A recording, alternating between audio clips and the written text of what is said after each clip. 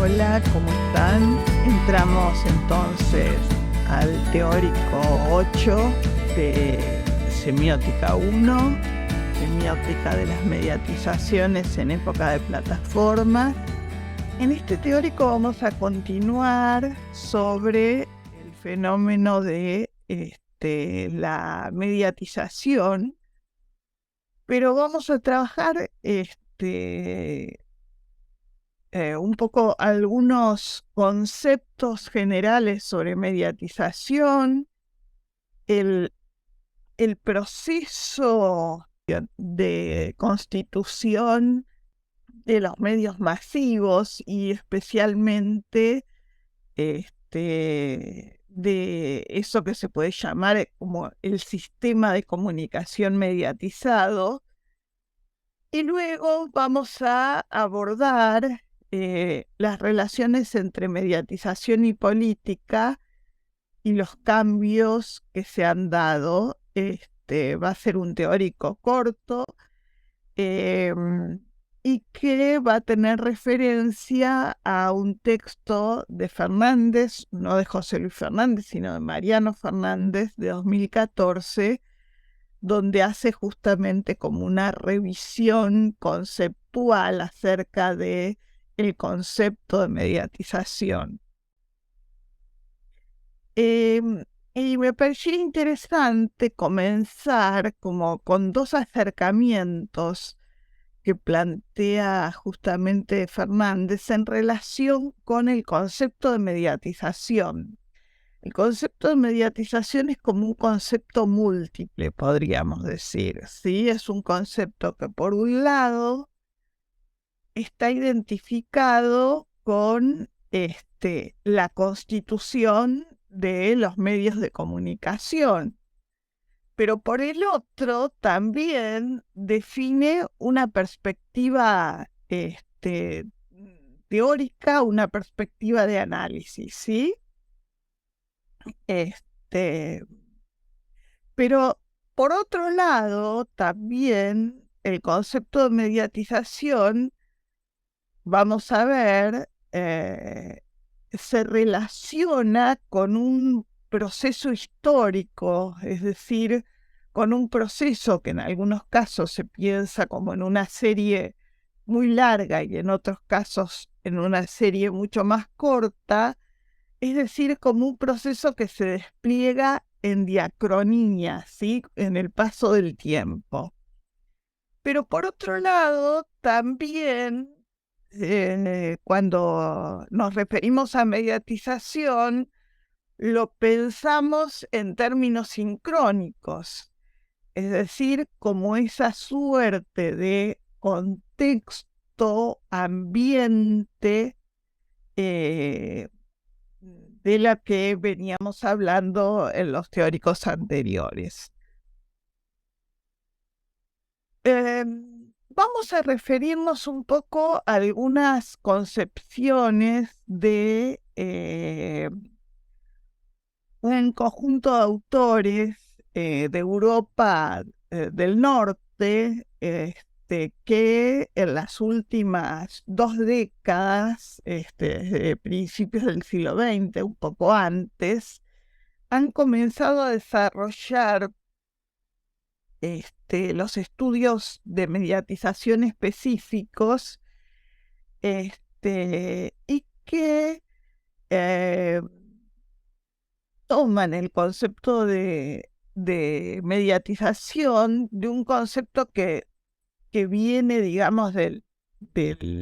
imperialismo político del siglo XIX, de cuando un Estado delega la soberanía en otro. Ese concepto de mediatización, por supuesto, fue cambiando y hoy en día no se refiere a eso, pero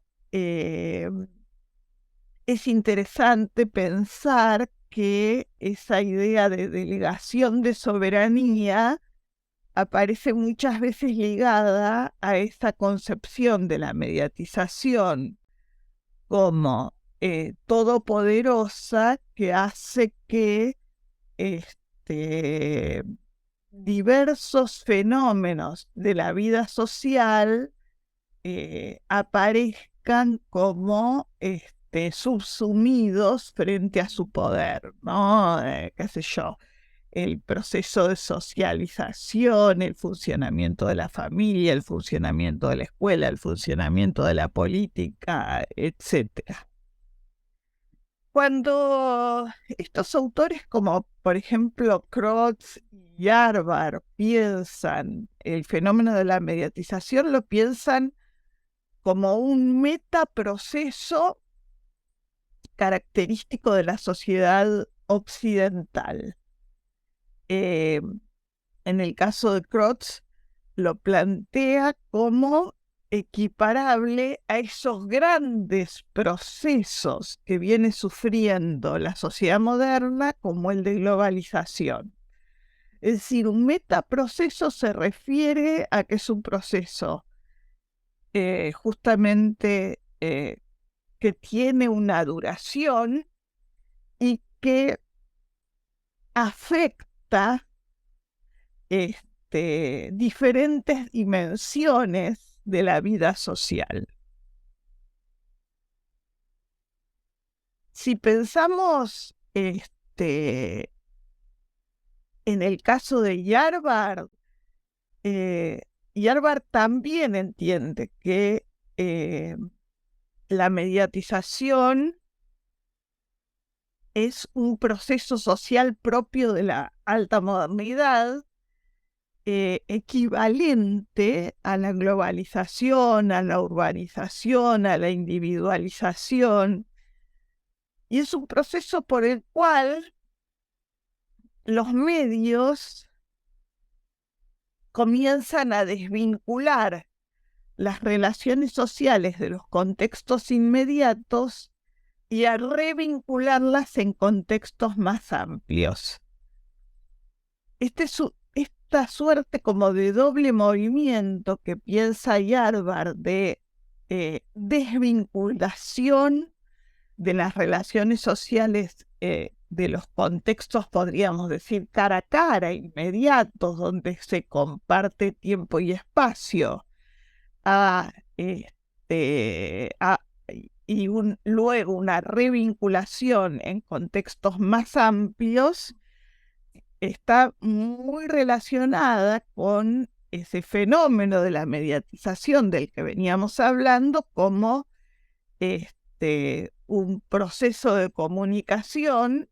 en el cual participan dispositivos técnicos que justamente modifican las situaciones espaciales, temporales, de presencia del cuerpo,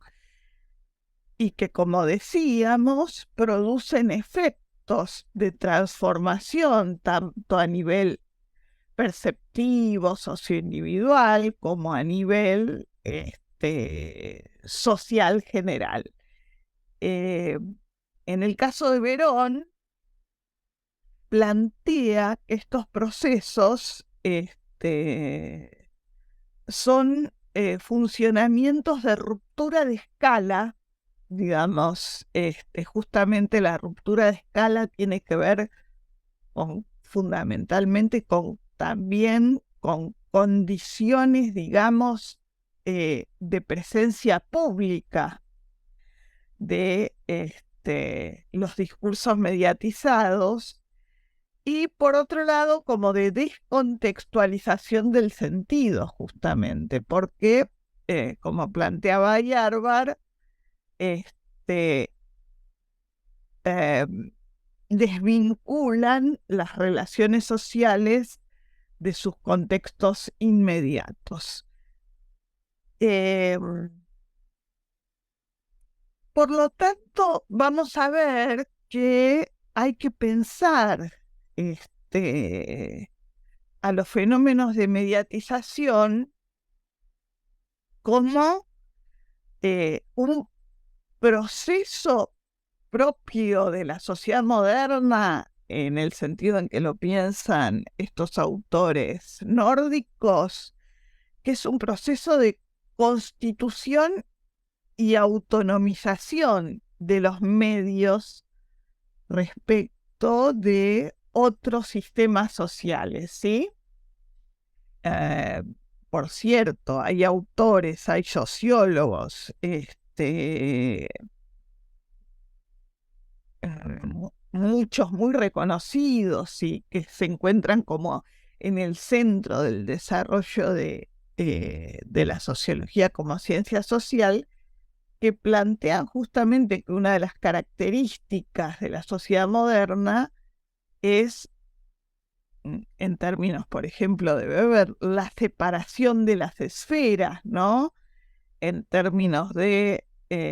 Niklas Luhmann, la diferenciación y la fragmentación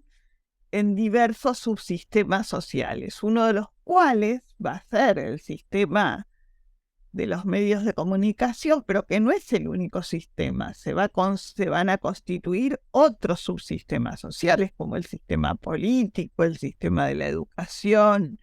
el sistema de la economía, el sistema del derecho, el sistema científico, el sistema artístico, etc. Entonces, ese proceso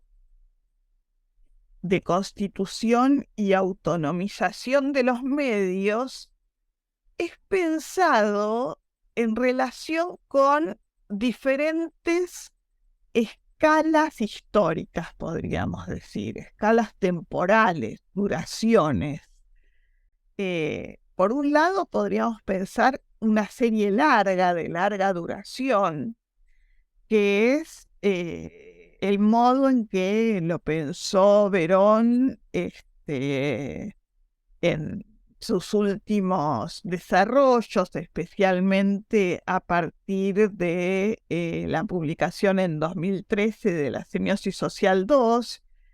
y que también lo vincula con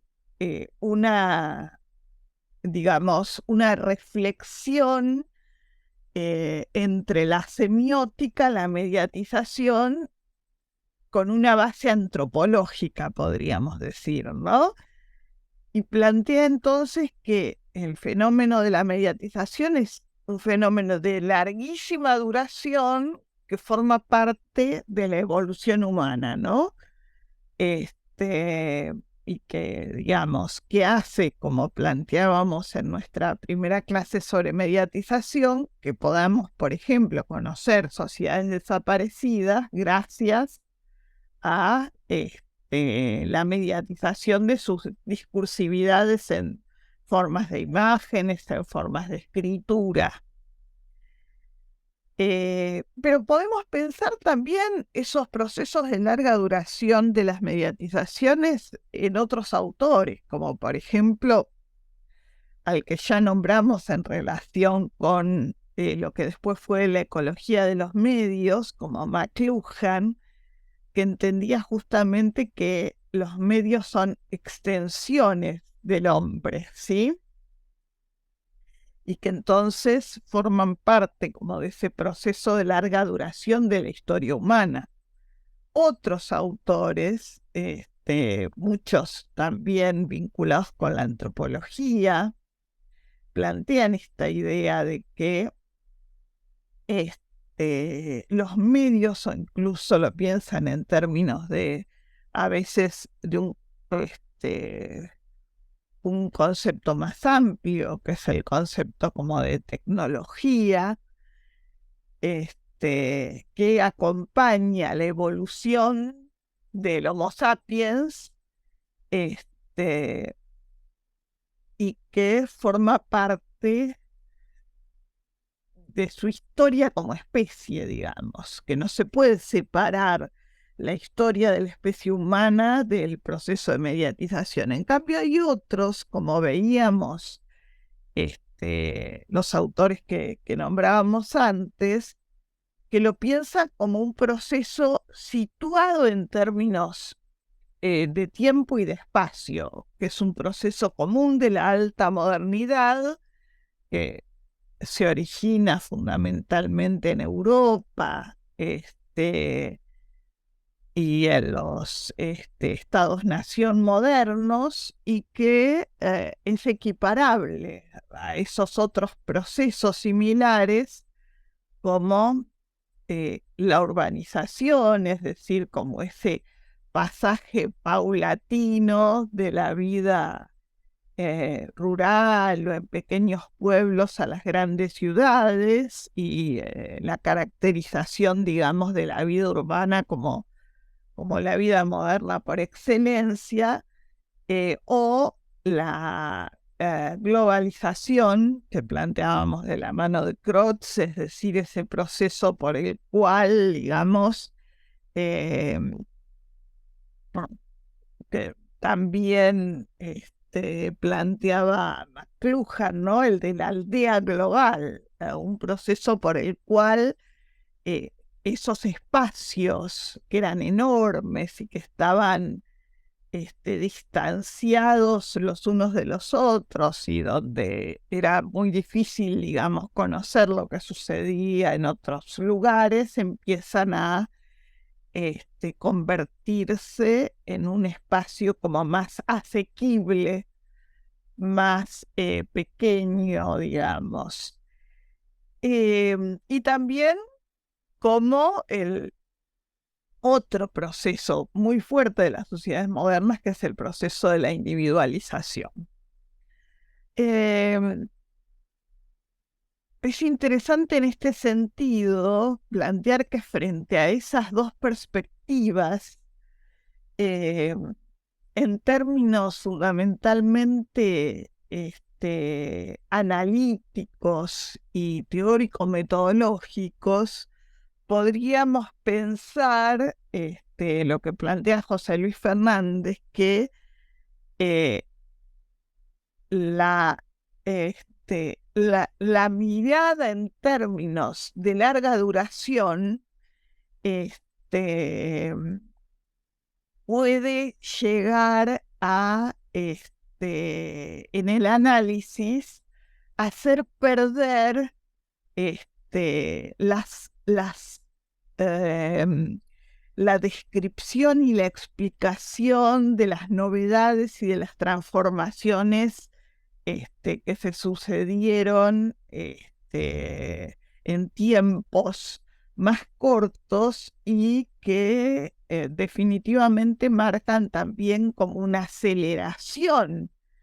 en los procesos de mediatización, ¿sí? Esa aceleración es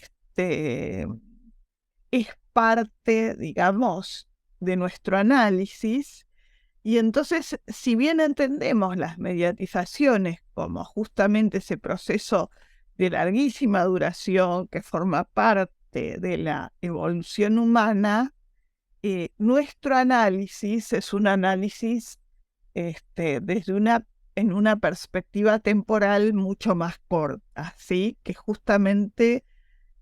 nos puede permitir reconstruir las novedades, pero también las permanencias.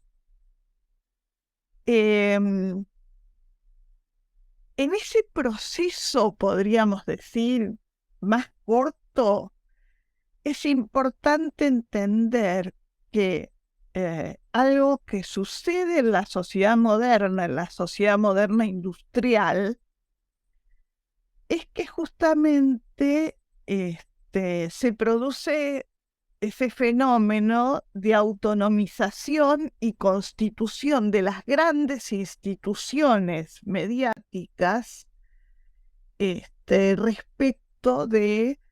otros subsistemas sociales, ¿sí?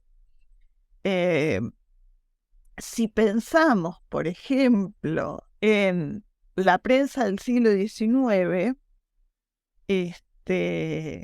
tenemos que pensar en una prensa que se denomina prensa de facción, digamos, una prensa que en general acompaña, digamos, y muchas veces está sostenida por sectores políticos de la vida social a partir de la constitución, digamos, de los estados-nación republicanos, democráticos, ¿no? Eh, Esa prensa de facción, me gusta mucho cómo lo planteaba Oscar Steinberg respecto de lo que él llamó las utopías periodísticas, diversas utopías periodísticas, y hablaba, por ejemplo, en un caso bastante paradigmático de una institución mediática argentina, que es lo que surgió como el diario La Nación. El diario La Nación se presentaba a sí mismo como tribuna de doctrina, ¿sí? Y el planteo entonces que hacía Steinberg era que el diario funcionaba como conductor de opinión, a diferencia de ese otro modelo, que es un modelo que emerge a fines del siglo XIX, primero en Estados Unidos y que luego se despliega en distintos países, donde el discurso periodístico eh, se convierte en un discurso profesional que se constituye en los medios, y los medios se conforman como instituciones comerciales, como empresas, cuyo propósito era definitivamente un propósito económico, en lugar de servir a una causa política, digamos, ¿sí? Y que en lugar de ser financiados por subsidios provenientes de los actores políticos o del Estado, comienzan a ser financiados por publicidad. Eso justamente es lo que permite ese proceso de constitución y autonomización de, de los medios, y especialmente de las instituciones periodísticas, ¿sí? Con esa institucionalización entonces del, del periodismo profesional, el periodista es visto como un árbitro neutral de la comunicación política que está parado fuera del juego de intereses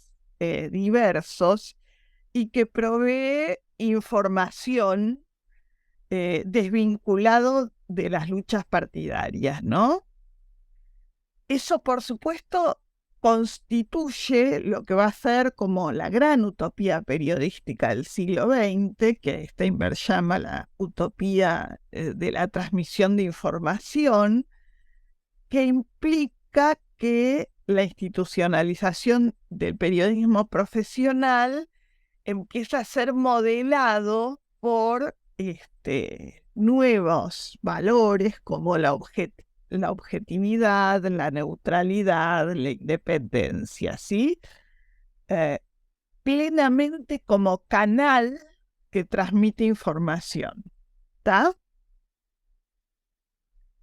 Entonces, en ese proceso, decíamos, se produce como una doble relación. Por un lado, la emergencia de un sistema que, con operaciones específicas y que constituye en su interior instituciones que tienen capacidad de la gestión colectiva del contacto con y entre colectivos sociales diversos, ¿sí? Pero por otro lado, también es un sistema que está en condiciones de vincularse con otros subsistemas sociales, como el sistema político,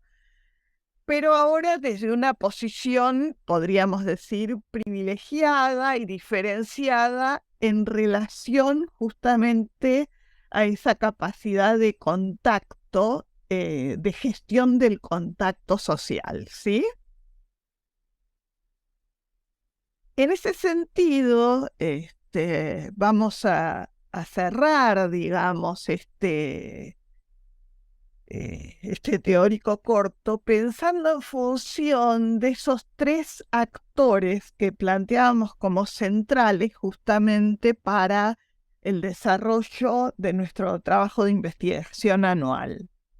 Esos actores eran tres y tenían que ver justamente con cuando pensamos en un proceso eleccionario, los actores periodísticos, los actores políticos y lo que llamamos actores individuales, que antes en general estaban planteados como actores colectivos, digamos, pero colectivos y también un poco fantasmáticos, como por ejemplo el concepto de opinión pública o el concepto de ciudadanos o el concepto de audiencias. Si pensamos entonces en los actores periodísticos, también de ese funcionamiento de la prensa profesional del siglo XX con instituciones fuertes y centralizadas, se va a producir en ese proceso de aparición del networking una transformación. Digamos, si durante el broadcasting los medios, como plantean muchas teorías, marcaban agenda, organizaban la vida social y familiar e incluso individual, y están constituidos como instituciones centralizadas, volvemos a ver una presencia fuerte de lo que antes se llamaban, en lugar de transmisores de información, diarios de facción, ¿sí? Una vuelta a una, digamos, a la prensa periodística como un espacio de disputa de intereses políticos y con instituciones, pero también con figuras periodísticas individuales ligadas a ciertas posiciones y a ciertos intereses. La gran modificación es que respecto a esa centralización que tenían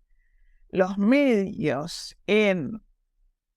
el periodo del broadcasting, ahora nos encontramos frente a una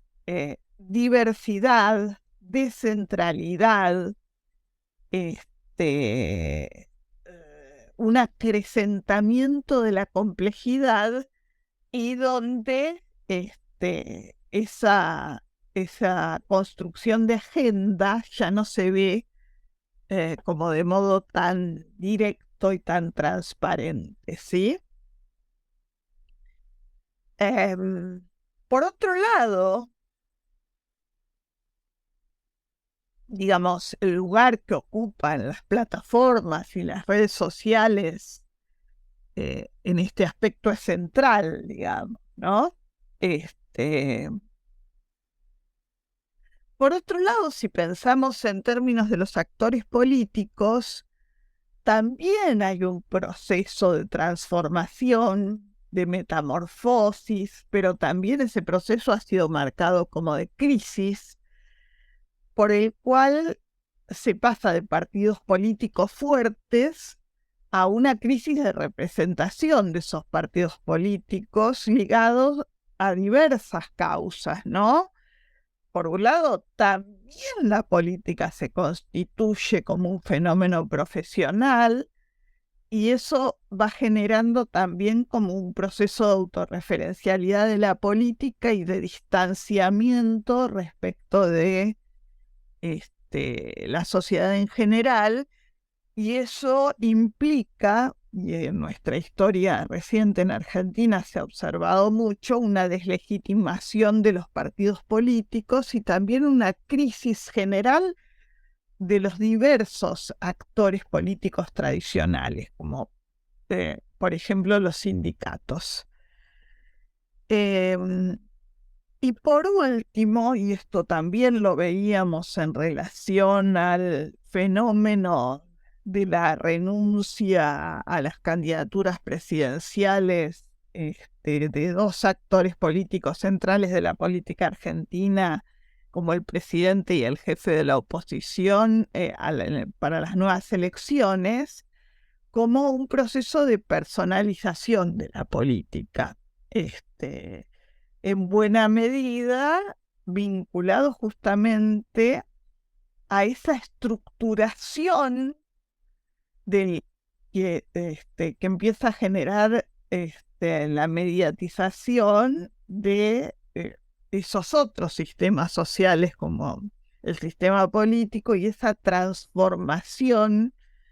de la política, por ejemplo, en función de primero su aparición en la televisión de los actores de la política y luego directamente con la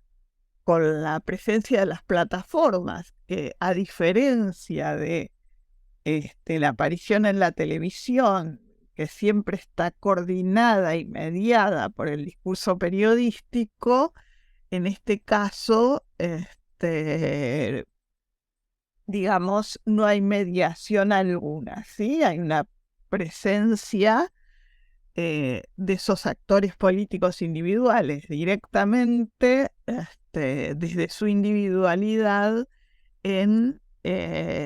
digamos, en sus propios medios, en sus propias, por ejemplo, plataformas, ¿no? Eso también está vinculado en un proceso que es un poco más largo con la aparición de nuevos actores, ¿no? En la política, actores que muchas veces son considerados outsiders y que igual en nuestra historia tienen una historia bastante larga, qué sé yo, en la época del menemismo, por ejemplo, la vinculación con deportistas que sí tenían como otra legitimación social, o luego la aparición de empresarios que empiezan a constituir una carrera política, pero también intelectuales, artistas, etcétera, ¿no? Y eso no es algo que sea solamente en nuestro país. Eh, y en el caso de eso que llamamos los actores individuales,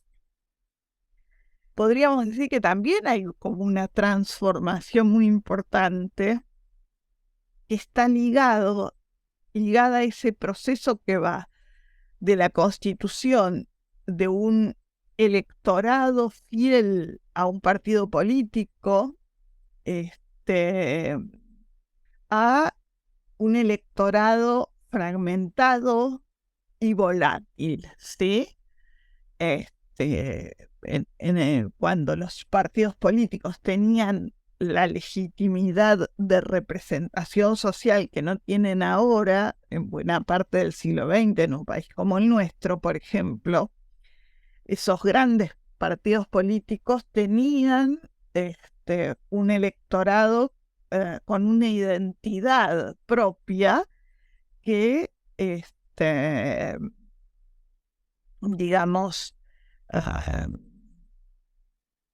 no, no necesariamente, aunque en muchas ocasiones sí, votaba personas, sino que votaba justamente programas políticos, ¿sí? y a este electorado volátil que puede enormemente cambiante y sumamente fragmentado, que no responde en general a los partidos políticos tradicionales. Y de ese proceso por el cual ese electorado, podríamos decir, era reconocido en términos de opinión pública, o incluso luego con la aparición, digamos, de la política mediatizada, de eso que llamó Verón, la democracia audiovisual avanzada, podía ser reconstruido como audiencia, pero solo como construcción analítica, a múltiples voces que mediatizan su opinión en, eh, en el networking, en las plataformas, ¿sí? Y eso a su vez muestra no necesariamente un proceso, digamos, podríamos decir, como de sofisticación de los debates políticos, de desarrollo de las argumentaciones, sino más bien una fuerte tendencia a la polarización. Bueno, sobre estos fenómenos es que vamos a estar trabajando a lo largo de todo el año en la investigación de la materia.